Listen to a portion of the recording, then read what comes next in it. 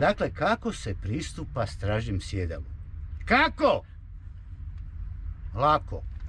Imate polugicu, dignete prema gore i naravno naslonjač vam kaže izvolite gospodine. Vi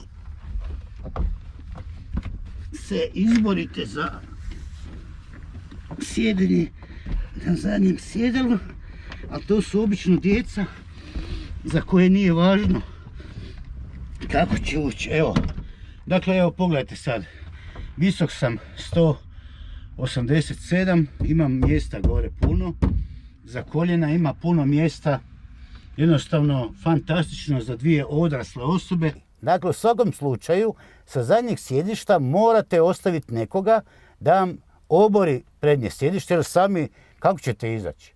Ne možete, šajbna se ne otvara, dakle možete umrijeti od gladi i žeđi na zadnjem. Zato pipate dvije ručice, kad napipate, dignete gore, to djeca ne mogu, otvara se i dakle ovom držkom što sam vam prije govorio, prvo izbacujete desnu nogu nekako van i onda izlazite bez problema, se izađe iz auta ili se ostane.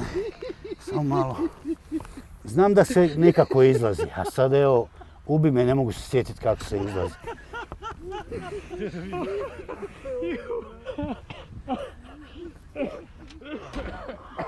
A možete i ovako biti.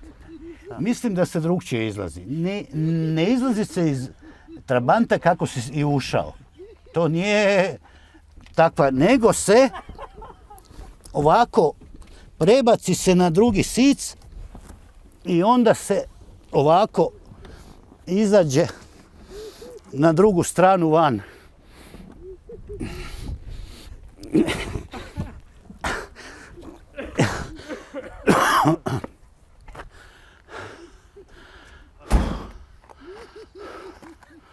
Dobra kola, dobra kola.